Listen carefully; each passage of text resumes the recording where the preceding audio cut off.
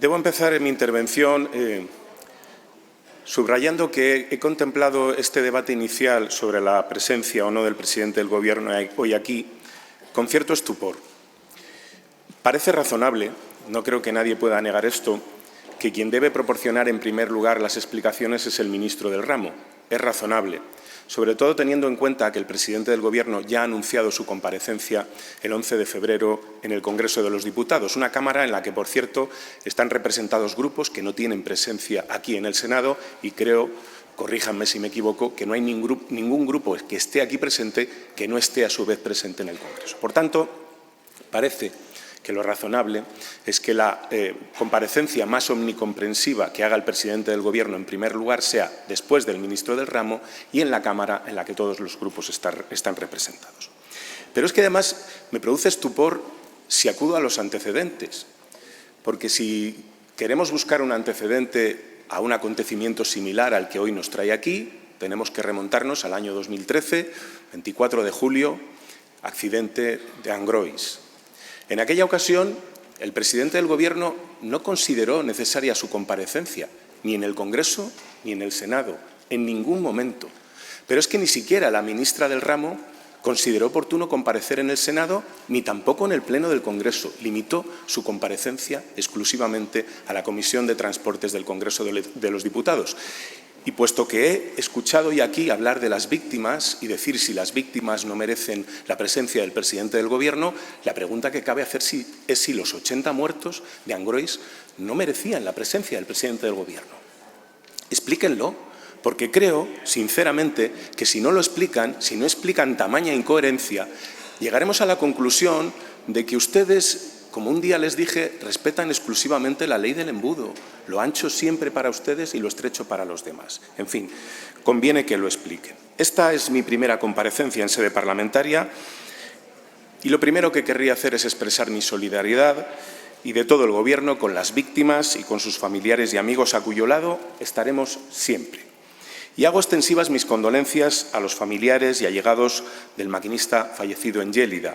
Tendremos después una comparecencia en la que podremos hablar más en profundidad de ese accidente. Y asimismo me gustaría trasladar a todos los heridos mi deseo de una pronta recuperación. A algunos he podido verles y charlar con ellos. En total han sido 210 víctimas directas, 46 personas fallecidas y 164 personas heridas. Pero ninguna cifra explica por sí sola lo ocurrido. Detrás de cada número hay un nombre, una historia, una familia que esperaba o una vida que ya no será la misma. Y desde ese profundo respeto, desde donde entiendo que deben expresarse hoy y construirse todas las respuestas institucionales. Tengo claro que ninguna medida y ninguna decisión aliviará el dolor de quienes han perdido a un ser querido y tampoco borrará las secuelas físicas y psicológicas de quienes han resultado heridos. Pero aún así, nuestra obligación es comparecer, dar la cara y explicar con claridad qué estamos haciendo y por qué lo hacemos. Soy consciente de que no hay palabras para describir adecuadamente el dolor que causan estas tragedias, pero también permiten medir la capacidad de respuesta de una sociedad. Y la nuestra, quiero decirlo alto y claro, ha estado a la altura. La entrega de todos los servidores públicos que han participado en las tareas de rescate ha sido ejemplar. Vaya mi agradecimiento por ello a los servicios de emergencia, a los servicios sanitarios, muy particularmente al Ayuntamiento y a los vecinos y vecinas de Adamuz, por su solidaridad y a las fuerzas y cuerpos de seguridad del Estado. La unidad y la lealtad que han mostrado todas las instituciones es también digna de mención y de elogio. Tengo un respeto absoluto por la tarea de control al Gobierno que realizan las Cortes y he mostrado siempre mi absoluta disposición a comparecer cuando se me ha solicitado y aquí estoy. Comprenderán que en estos momentos es complicado ser más exhaustivos en el análisis de lo ocurrido de lo que ya lo hemos estado siendo. Sin duda, conforme a las investigaciones vayan avanzando, tiempo tendremos de hacerlo en próximas comparecencias o intervenciones. Y quiero también que tengan claro que yo no tengo todas las respuestas, ni tengo todo el conocimiento, y que el conocimiento que tengo de lo que ha pasado, de las circunstancias que rodean este acontecimiento, lógicamente se va rellenando con el tiempo. Comparecí el mismo día del accidente a la 1 menos cuarto de la mañana, si no recuerdo mal, y dije en ese momento lo que sabía. Tengan en cuenta que en ese momento, sobre todo, estábamos centrados en saber el alcance, los heridos, los fallecidos, etcétera. Pero lo que sí quiero resaltar es que, por encima de cualquier otra consideración, el compromiso del Gobierno con el esclarecimiento de lo sucedido es total. Los afectados tienen derecho a conocer la verdad y con ella podremos restaurar la confianza de la ciudadanía en nuestro sistema ferroviario. Comenzaré explicando el primero de los accidentes, el de Adamuz, con la cronología de los hitos más destacados sucedidos en las primeras horas. El domingo 18 de enero a las 19:43 horas se produjo el descarrilamiento de los 3 últimos coches del tren Irio 6189 Málaga-Madrid a la entrada de la estación técnica de Adamuz. Los coches 6, 7 y 8 invadieron la vía contigua por la que circulaba en sentido contrario el tren Renfe Albia 2384 Madrid-Huelva. Se estima que el instante exacto de la colisión de los trenes fue las 19:43, ya que fue en ese preciso instante cuando Adif registró la caída de tensión de la vía. A las 19:45 se produjo la primera llamada del maquinista del tren Irio, señalando que ha enganchado la catenaria. Desde ese momento, el Centro de Regulación y Control de Adif, CRC, considera suspendido el tráfico por un supuesto enganchón de catenaria. El CRC comprobó con inmediatez, al finalizar la llamada, que el sistema de telemando de energía reflejaba una caída de tensión en ambas vías en el tramo de Adamuz. De hecho, pocos segundos después, se recibió una llamada del tren 2181 Ablo de Renfe, que era el que iba inmediatamente detrás del Irio, informando que se encontraba parado sin tensión. Quiero comentar aquí que, a pesar de las disquisiciones que hemos oído estos días sobre cuándo se cortó el tráfico, la realidad es que el corte de suministro eléctrico en ambas vías, desde las 19:43, imposibilitaba la circulación del material móvil. Por tanto, ningún tren circulaba simple y llanamente porque no podía hacerlo. A las 19:46 se recibió la primera llamada del tren Albia 2384, en el que la interventora contactó con Renfe avisando de un golpe fuerte y que se trataba de un accidente grande, eso dijo textualmente. A las 19:47, 4 minutos después del accidente, en el Centro Operativo de Servicios de la Comandancia de Córdoba, se tiene conocimiento del accidente a través del 112. Pocos segundos después, a las 19:48, 5 minutos después del accidente, la interventora del Albia vuelve a contactar con Renfe y el operador le dice que le va a enviar sanitarios. En paralelo, a las 19:48:39 y a las 19:48:51 se produjeron las llamadas del CRC de Adif al maquinista del Albia, que, como es sabido y por desgracia, no tuvieron respuesta. A las 19:49 se produjo una nueva llamada del CRC de Adif a la interventora del Albia, que informa que presenta un golpe en la cabeza y manifiesta que va a intentar localizar al maquinista. Durante unos segundos, como ruido de fondo, puede escucharse también la llamada que otro operador del CRC está manteniendo en ese mismo momento a las 19:49 con el maquinista del Irio. En la misma se comunica que se trata de un descarrilamiento invadiendo Gálibo de vía contigua, la existencia de un pequeño incendio, presencia de heridos en el tren y que abandona la cabina para reconocer la situación. Pide que se corte el tráfico sentido Sevilla porque va de la otra vía. Ya saben que el tráfico ya estaba interrumpido. El controlador del CRC dice que no tiene ningún tren cerca. El tren Albia ya había rebasado la altura del Irio y se encontraba parado y sin tensión. El maquinista del Irio no reportó colisión con el tren Albia. A las 19:50, el Centro de Autoprotección y Seguridad Nacional 24 horas de Adif avisa al Centro de Protección y Seguridad Territorial de Andalucía, CPS, de llamada de 112 comunicando el descarrilamiento del tren en Adamuz, con la confirmación de que hay heridos.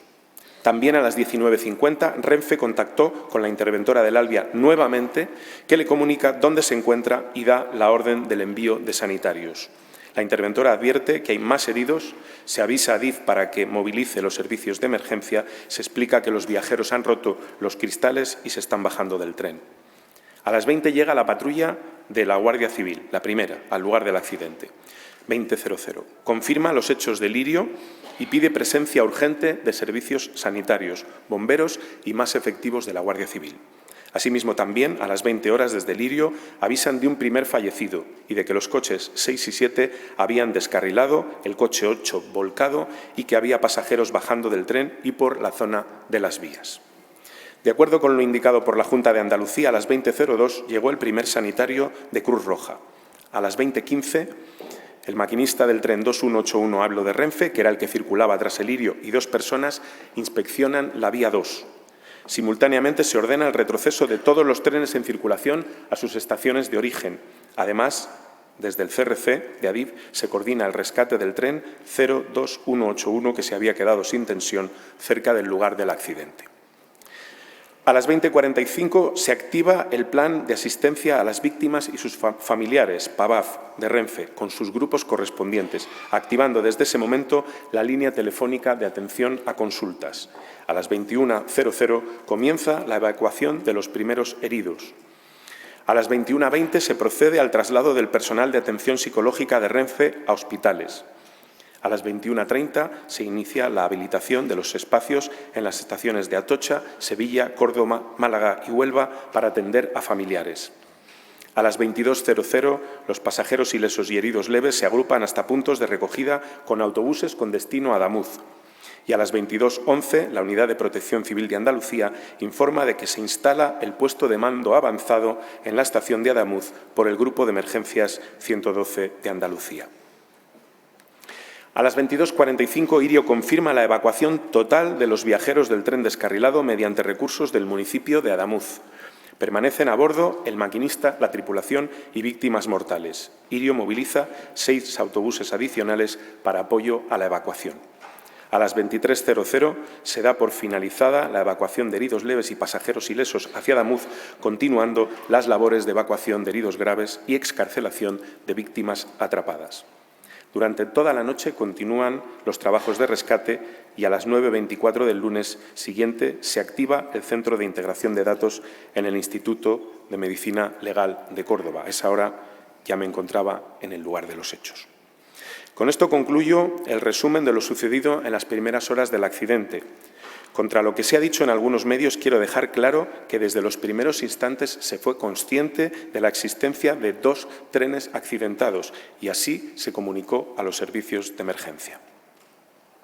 A continuación voy a explicar de manera resumida el contexto ferroviario en el que se produjo el accidente, del que he dado debida cuenta en comparecencias públicas realizadas estos días, pero que hoy también reproduciré.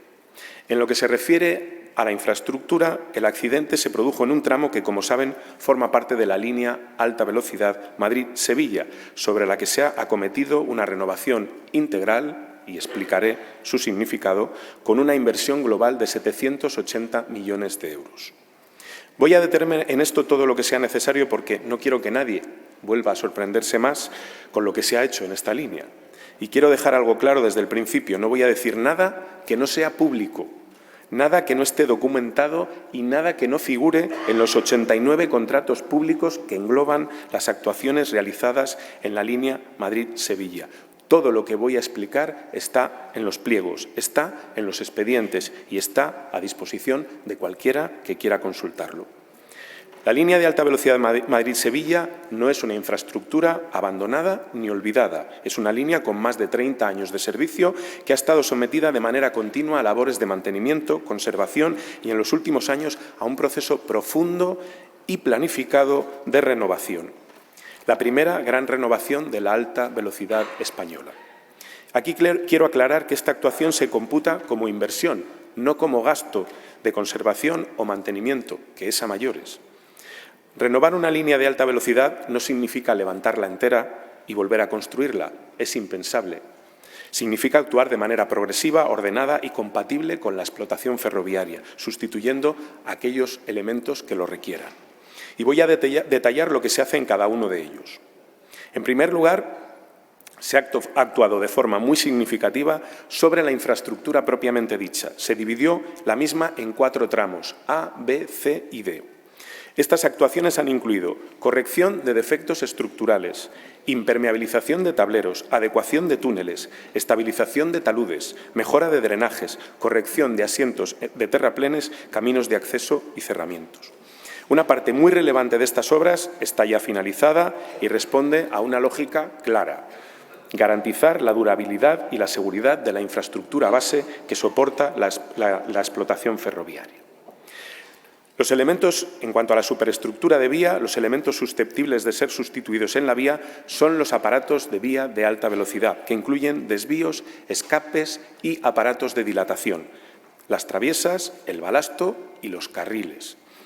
En cuanto a los desvíos de alta velocidad, entre 2022 y 2025 se han sustituido 111 desvíos en 2 fases, comenzando por los que se encontraban en peor estado. En la primera fase se procedió a la sustitución de 63 desvíos que se encontraban en peor estado entre agosto de 2022 y diciembre de 2023, mientras que en una segunda fase, entre marzo de 2024 y noviembre de 2025, se sustituyeron 48 desvíos más. Esta es la fase de Adamuz. En total, 111 desvíos. También se han sustituido desvíos convencionales, los 13 de la estación de Puerto Llano, 4 desvíos nuevos para mejorar la operatividad de dicha estación, que se han añadido, y estos trabajos se han llevado a cabo durante el año 2025. Y los aparatos de dilatación, entre 2022 y 2025, se han sustituido todos los aparatos de dilatación en los viaductos de la línea, un total de 24 unidades. En cuanto a las traviesas y balasto, la línea cuenta con aproximadamente 1,6 millones de traviesas en vías generales, aunque en un primer momento solo se propuso la sustitución de un número limitado. Tras posteriores inspecciones avanzadas y cambios normativos, se decidió abordar una renovación generalizada por fases. Hasta la fecha se han sustituido 71.000 traviesas en una primera fase, se está ejecutando la segunda en este momento con 123.000 más, una tercera contempla 73.000 más y están proyectadas fases adicionales con más de 290.000. El objetivo es cubrir el 100% de la línea en un horizonte plurianual, manteniendo siempre la continuidad del servicio. En los ensayos realizados en 2020, basados en un sistema de evaluación continua con georradar, contrastado con catas y ensayos, se indica un cierto grado de deterioro que impulsa a iniciar un programa de desguarnecido en la línea, y así se ha hecho. En cuanto al carril, la actuación está previsto ejecutarla de manera progresiva y basada en inspecciones técnicas. No se ha optado por una sustitución indiscriminada. No se hace así en ningún lugar, sino por intervenir cuando los parámetros de seguridad y estado así lo exigen, conforme a la normativa ferroviaria y a la buena práctica técnica. En materia de energía, se ha actuado sobre la totalidad de la línea aérea de contacto, mejorando elementos como péndolas y ménsulas. El hilo de contacto, con un desgaste reducido tras más de 30 años de servicio, no requería una sustitución generalizada. En las subestaciones se está renovando íntegramente los componentes principales, modernizando estos sistemas críticos. Además, se ha mejorado la iluminación de túneles con tecnología LED y se ha sustituido contrapesos por sistemas más seguros que liberan los itinerarios de evacuación. Y en cuanto a la señalización, control y telecomunicaciones, desde 2018 se planificó la implantación del sistema ERTMS nivel 2, lo que ha exigido la sustitución de enclavamientos electrónicos de primera generación y la renovación de circuitos de vía, también en la zona del siniestro. El sistema de energía y telecomunicaciones también está siendo objeto de una profunda renovación, actualmente en ejecución, y, por último, están incorporándose también sistemas de circuito cerrado de televisión, nuevos detectores de caída de objetos, estando ambas actuaciones en este momento en ejecución. Todas estas actuaciones están respaldadas por contratos públicos con pliegos técnicos detallados que definen con claridad qué se sustituye, qué se renueva y qué se mantiene en servicio. Ahora ya podemos centrarnos en el tramo que nos ocupa, Guadalmedz-Córdoba. Hubo 3 expedientes de contratación que les detallaré. El primero, la mejora integral de la infraestructura con un importe superior a los 52 millones de euros. Se incluía la mejora de la plataforma, estructuras, tratamiento de taludes de los sistemas de drenaje y accesibilidad. Este contrato cuenta con un modificado de 6 millones de euros que se tramitó con toda la información técnica y jurídica necesaria para su aprobación y que venía motivado sobre todo por la compatibilidad del servicio ferroviario con la realización de la obra. El adjudicatario fue la UTE formada por Ferrovial, OHL, FCC y AZBI, habiendo recibido su oferta la mayor valoración técnica y la segunda mejor valoración económica. El segundo expediente fue el de sustitución de aparatos de vía y trabajos necesarios para la adaptación de los puestos de adelantamiento y estacionamiento de trenes a las nuevas necesidades de explotación por un importe cercano a los 27 millones de euros. Entre los desvíos sustituidos en este expediente están precisamente los de Adamuz, que fueron renovados entre mayo y junio de 2025, con entrada en servicio el 20 de junio de 2025. La UTE fue la misma que en el caso de la infraestructura, habiendo resultado adjudicataria con la mejor oferta técnica y la mejor oferta económica. El tercero de los expedientes es el correspondiente a la implantación del sistema de seguridad ERTMS por importe superior a los 104 millones de euros, que está en este momento en ejecución y por ello la línea sigue operando con el sistema LZB. En cuanto a las inspecciones, como ya he informado en otras ocasiones, en base a la documentación proporcionada por Adif, se realizó el control de las soldaduras aluminotérmicas con resultado apto tanto en las pruebas geométricas como de líquidos penetrantes como de ultrasonidos. También las comprobaciones geométricas correspondientes al desvío.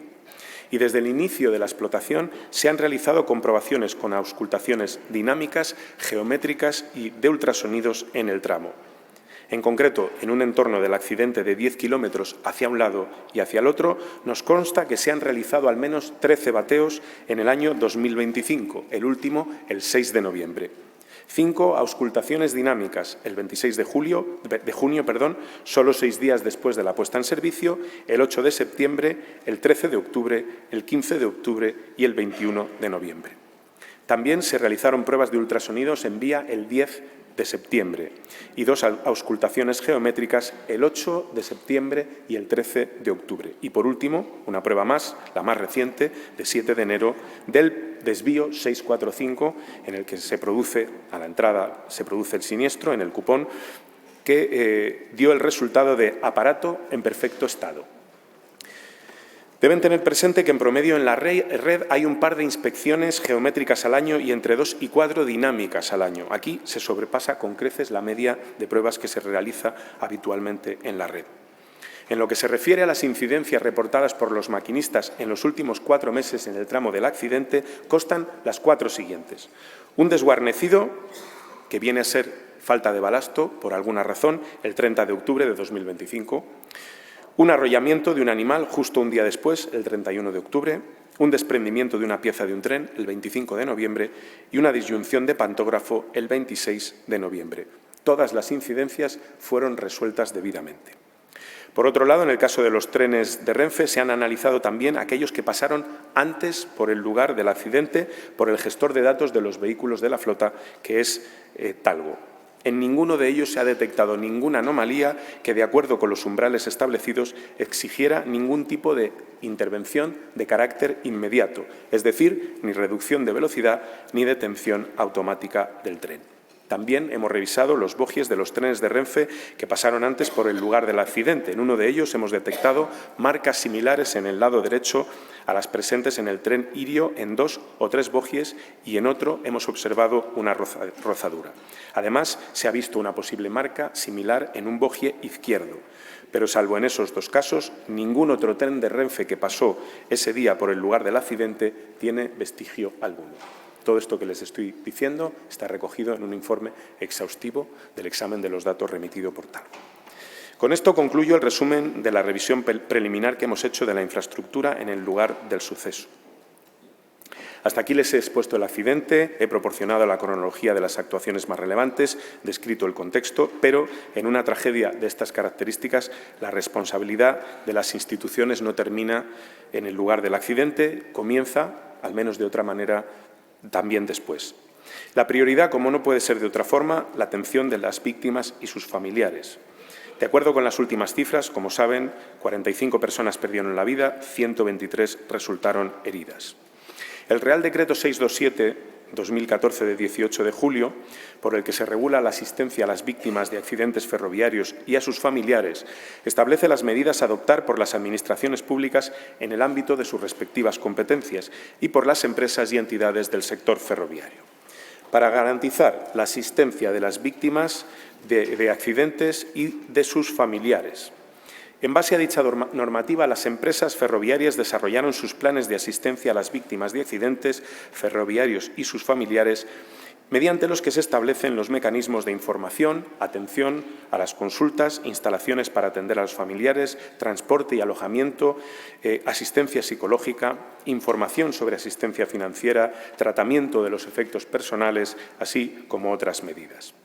Tanto Renfe como IRIO tienen sus planes aprobados previo informe preceptivo de la Comisión Nacional de Protección Civil. En el caso de Renfe, fue aprobado inicialmente el 15 de junio de 2015 y revisado por última vez el 19 de septiembre del pasado año 2025. En el caso de IRIO, fue aprobado con fecha 18 de noviembre de 2022. Asimismo, el Real Decreto citado establece un baremo de indemnizaciones del seguro obligatorio de viajeros a los efectos previstos en el Real Decreto. En todo caso, las indemnizaciones finales serán las establecidas en los seguros que tenga contratados cada compañía, cuyo importe puede ser superior al establecido en el baremo recogido en el citado decreto. En el Reglamento 2021/782 de la Unión Europea, relativo a los derechos y las obligaciones de los viajeros de ferrocarril, también se establece un conjunto de garantías específicas aplicables en caso de accidentes ferroviarios. El reglamento dispone que las empresas ferroviarias deben contar con un seguro o garantía financiera equivalente que cubra su responsabilidad frente a los viajeros. Asimismo, garantiza que las víctimas de un accidente ferroviario reciban un anticipo económico con independencia de la determinación posterior de responsabilidades. Dicho anticipo debe abonarse con carácter inmediato en un plazo no superior a 15 días desde la identificación de la persona con derecho a percibirlo y su importe debe ser proporcional a los daños y perjuicios sufridos, estableciéndose un mínimo de 21.000 euros por fallecimiento. Me parece importante explicar esto porque estas son algunas mejoras que se van introduciendo en la legislación para que la atención a las víctimas se haga de la manera más pronta posible. El anticipo tiene por finalidad cubrir, entre otros conceptos, gastos de exequias, mantenimiento de personas dependientes, hay niños que han quedado sin padres, sin hermanos, tratamientos médicos, el transporte, los servicios de ambulancia, así como los daños derivados de la incapacidad u otros conceptos reconocidos por el derecho nacional. El pago de este anticipo corresponde a la empresa ferroviaria con independencia de que resulte o no responsable del accidente. Es otra garantía que tienen en este caso las víctimas. En el caso de Renfe, el mismo día 18, como confirmé antes, a las 20:45 se puso ya en marcha el plan de asistencia a las víctimas y sus familiares. Y en el marco de este plan, la compañía está desplegando desde el primer momento del accidente el operativo de atención personal para información y atención y ayuda psicológica o médica directa a los afectados. Desde ese día, Renfe ha atendido a más de 1.100 familiares y allegados de las víctimas del accidente de Adamuz a través de su servicio de atención telefónica con teléfono gratuito 910 1020 y los centros de atención a familiares que puso en marcha también el pasado 18 de enero en 3 puntos físicos, Madrid, Córdoba y Huelva, que es donde se concentran fundamentalmente las víctimas del accidente. La compañía ya ha atendido en sus centros de atención a familiares 330 personas mediante personal de servicio de asistencia psicológica que han ofrecido tanto atención telefónica como atención presencial. Actualmente sigue operativo el centro de Huelva, atendiendo a familiares, así como la entrega de los enseres y pertenencias personales a familiares, activo desde el pasado viernes. En Huelva, Renfe tiene 3 salas dedicadas a estas tareas. Además, la línea 900 de atención de Renfe sigue activa. Hasta el momento, el call center ha atendido más de 845 peticiones de familiares que solicitaban fundamentalmente información, manutención, transporte, alojamiento, asistencia financiera o asistencia médica y psicológica. Por último, me gustaría indicar que Renfe está haciendo todas las gestiones necesarias para garantizar el traslado de las personas afectadas, facilitando sus desplazamientos en distintos medios de transporte, tren, taxi, autobús, avión, y proporcionando manutención, por el momento a 58 personas, y alojamiento a 141 cuando es necesario. Un hecho diferenciador de esta tragedia es que, por primera vez, se han producido víctimas en una operadora de viajeros distinta a Renfe, es el caso de Irio. Por ello, de conformidad con la legislación y normativa aplicable, esta compañía debe proceder en la misma línea que lo está haciendo Renfe. Y quiero decir que no nos hemos quedado ahí. Desde el pasado martes, en Consejo de Ministros, aprobamos el Real Decreto Ley de medidas urgentes de apoyo a las víctimas de los accidentes ferroviarios tanto de Adamuz como de Lleida. Una norma que nace de una convicción muy clara. Ante una tragedia de esta magnitud, el Estado no puede limitarse a los tiempos ordinarios, por mucho que estos, afortunadamente, se hayan ido acortando. Debe estar presente, debe anticiparse y debe actuar con humanidad. Por ello, este Real Decreto Ley tiene como objetivo complementar las indemnizaciones ya previstas con ayudas directas, inmediatas y exentas de tributación, destinadas exclusivamente a las personas afectadas por estos dos accidentes. Debemos aprender de accidentes pasados en los que, por desgracia, algunas víctimas tardaron mucho tiempo en recibir sus indemnizaciones, lo que sumaba, obviamente, a su sufrimiento personal una penuria económica que no debemos consentir. Estas ayudas, que en conjunto ascienden a 20 millones de euros, de los que 10 corresponden a ayudas y 10 a anticipos, toman como referencia los baremos establecidos en la regulación del seguro obligatorio. Se abonarán en un único pago, serán compatibles con las indemnizaciones de los seguros obligatorios y de responsabilidad civil y estarán exentas de tributación para que el importe llegue íntegramente a las personas afectadas sin cargas añadidas ni trámites innecesarios. No se trata de poner precio al dolor, quiero que quede muy claro, eso es imposible. Se trata de garantizar que ninguna víctima ni ninguna familia tenga que afrontar, además de una tragedia personal, una situación de angustia económica o de desamparo institucional. En cuanto a la transparencia, desde el mismo domingo 18 me comprometí a tener transparencia absoluta con estos accidentes.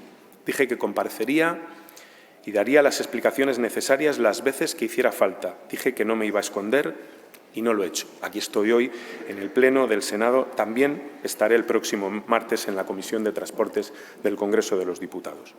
Incluso aunque a veces me pueda precipitar aportando alguna información y luego me tenga que corregir. Prefiero pecar de eso que no de todo lo contrario. La mayor garantía para no equivocarse es esconderse. Yo he asumido riesgos y seguramente cometeré errores. Ninguno de mala fe, créanme, no tengo ninguna intención de ocultar nada. Y no la tengo porque pienso, sinceramente, que la transparencia y el esclarecimiento de los hechos es respeto a las víctimas y a sus familiares, y pueden contar conmigo para ello. De hecho, desde que se produjo el accidente hasta hoy, he hecho 4 ruedas de prensa. Una en el Centro de Control de Adif, de madrugada, pocas horas después del accidente, cuando aún se tenían muy pocos datos de la magnitud de lo ocurrido. 2 en la sede del Ministerio, con la primera de ellas 74 periodistas acreditados, el miércoles 21, 46 el viernes 23, sin límite de tiempo ni de preguntas. Y una en Moncloa, tras el Consejo de Ministros del pasado martes. Además, he participado en 16 entrevistas con los medios de comunicación. En esta línea seguiré trabajando para contribuir a esclarecer lo ocurrido, para reforzar la seguridad ferroviaria y la confianza en la seguridad ferroviaria de nuestro país y para garantizar que las víctimas reciban toda la atención que merecen. Me gustaría también hacer una llamada de atención sobre todo lo contrario a la transparencia y a la búsqueda de la verdad, los bulos, los numerosos bulos que hemos visto estos días en redes sociales y en algunos medios de comunicación. Nadie tiene que explicarme que la libertad de expresión ampara incluso a los que hacen de ella un uso perverso, algo sobre lo que todos deberíamos reflexionar. He creído siempre que defender la libertad de expresión consiste precisamente en aceptar lo que nos irrita. Pero una cosa es la crítica y otra muy distinta, la desinformación planificada, un fenómeno históricamente vinculado al ascenso de regímenes totalitarios y que hoy responde a la irrupción de un neofascismo que busca aniquilar la convivencia, minar la confianza en las instituciones y propagar el miedo, que es su caldo de cultivo. He leído y escuchado auténticas barbaridades, algunas ya con cierta antigüedad, como que derivamos cientos de millones que debían emplearse en el mantenimiento de nuestra red ferroviaria a impulsar el ferrocarril en otros países como Marruecos. No se trata de ignorancia sobre operaciones con las que conseguimos que un país nos compre trenes, compitiendo con otros países del mundo que actúan exactamente igual, que genere empleo en nuestras fábricas mientras les concedemos créditos que deben ser reembolsados. Son bulos conscientes tras los que se encuentran la derecha política y mediática. La estrategia no cambia, es la misma que quiso usarse cuando se difundió falsamente la existencia de cientos de cadáveres en un parking de Bonaire que el Gobierno habría estado tratando de ocultar durante la Dana. Así se genera una mentira como que se han usado carriles chinos de baja calidad en la renovación de la línea Madrid-Sevilla u otros materiales low cost, o que directamente no se ha renovado nada porque en los carriles figura la palabra Ensidesa, una empresa que cerró hace décadas pero que es la marca comercial de ArcelorMittal, o que precisamente es la rotura del carril viejo el que ha provocado el descarrilamiento, o que los trenes auscultadores de las vías están abandonados y vandalizados y, por tanto, no pueden inspeccionar su estado. Para alimentar más el caos, se lanzan noticias como que existen tramos ferroviarios, como uno entre Logroño y Haro, en los que la vía se está cayendo al río, cuando en realidad se trata de unas obras presupuestadas y en ejecución para reparar los daños de un terraplén, o que un tren ha chocado con una grúa cuando ha sido el brazo de esa pluma, de esa grúa de alumbrado público municipal, la que ha invadido el dominio ferroviario y chocado contra el tren. Esta avalancha de desinformación intenta generar la imagen falsa de un Estado en el que nada funciona y en el que los ciudadanos están a su suerte, desprotegidos. Se pretende sembrar el miedo para hacer más digeribles determinados discursos autoritarios. Ese es el juego de la ultraderecha y, lamentablemente, a veces de la derecha también. Y yo les llamo a la reflexión, porque esto a los únicos que beneficia es a los que no creen en nuestras instituciones, a los que no creen en nuestro país. Reflexionen. La mejor manera de ejercer la transparencia es combatir esos bulos y desde el Ministerio lo estamos haciendo uno por uno, dando paso a la técnica y a la ciencia y, por supuesto, colaborando con la Comisión de Investigación y con los tribunales. De acuerdo con las disposiciones legales, las empresas ferroviarias, en este caso Adif, Renfe e Irio, deben redactar el correspondiente informe de la investigación. En segundo lugar, la CIAF, que es un órgano independiente, debe aprobar su correspondiente informe de la investigación técnica del accidente, un informe técnico que no busca determinar culpables, sino conocer la causa del accidente y emitir recomendaciones para que no vuelva a suceder. En esta línea, además de algunas entrevistas a los medios de comunicación por el presidente de la CIAF, a lo largo de estos días se emitió una primera nota el día 19 y una actualización de la misma el pasado viernes 23. De acuerdo con el contenido de esta última nota, plantean la hipótesis provisional, y leo textualmente, de que la fractura del carril se produjo con anterioridad al paso del tren Irio siniestrado y, por lo tanto, al descarrilamiento. Asimismo, en dicha nota indican los primeros pasos de la investigación. En primer lugar, envío de las muestras de carril a un laboratorio metalográfico con el objetivo de determinar las posibles causas de la rotura. En cuanto a las causas de la rotura del carril, no se descarta ninguna hipótesis. También se indicaba que en las próximas semanas se procederá asimismo a la descarga y análisis de los registradores de los trenes implicados en el suceso, lo que se conoce comúnmente como las cajas negras. Y, por último, se recogía que una vez se determinen las causas de la rotura, se podrán establecer nuevas líneas de investigación derivadas de las mismas. Como Ministerio, nuestra labor aquí es única y exclusivamente dar soporte logístico, por así decirlo, a los requerimientos de la agencia. Y, por último, como decía, estamos a disposición de los tribunales para remitirles cuanta información sea necesaria. Por último, respecto a la restitución del servicio. Las conexiones de la alta velocidad entre Madrid, Toledo, Ciudad Real y Puerto Llano se prestan con normalidad en este momento. Para el resto de conexiones con Andalucía, desde el lunes 19 se estableció un plan alternativo de transportes que, en el caso de la alta velocidad con Sevilla-Málaga, combinan el trayecto en tren con un tramo por carretera entre Córdoba y Villanueva de Córdoba. También se ofrecen servicios especiales entre Madrid, Sevilla, Cádiz, Granada y Almería por vía convencional. Y se han establecido conexiones con Huelva, Antequera, Algeciras, Ronda, siendo por autobús en estos dos últimos casos desde Málaga y Antequera respectivamente. Además, se habilitó la posibilidad de que los viajeros pudieran solicitar el reembolso gratuito de su billete original y adquirir uno nuevo correspondiente a los servicios incluidos en el plan alternativo de transporte o realizar un cambio con devolución de la diferencia. A modo de balance, en los primeros 6 días de funcionamiento, Renfe ha transportado a más de 13.000 personas entre Madrid y Andalucía. De hecho, solo el domingo 25 de enero el dispositivo movió 3.175 viajeros, lo que supone el 70% de la ocupación sobre la oferta programada para ese día, que es el registro diario más elevado desde la activación del plan. Voy concluyendo, presidente, me queda muy poco. Asimismo, se han establecido contactos con compañías del resto de medios de transporte de viajeros para intentar incrementar la demanda sin que suban desorbitadamente los precios. Tengo que agradecer a la aerolínea Iberia haber incrementado los servicios que proporcionaba y haber topado tanto los billetes normales como los billetes executive para evitar precisamente que en estas circunstancias la gente tenga más dificultades para viajar.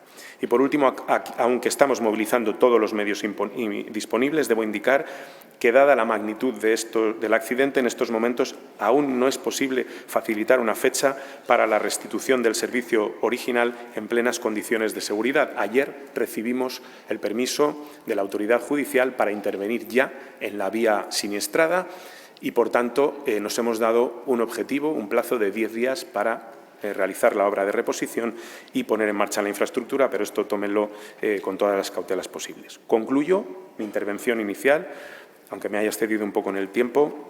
Yo creo que el objeto de la comparecencia lo requiere y agradezco la flexibilidad. A lo largo de esta intervención hemos descrito el accidente, su contexto, la atención que hemos dado a las víctimas y las medidas que estamos planteando para mantener y retomar el servicio. Y a partir de este momento, como no podría ser de otra manera, quedo a disposición de sus señorías para que planteen cuantas cuestiones consideren oportuno a las que intentaré dar respuesta en los turnos de réplica. Muchas gracias.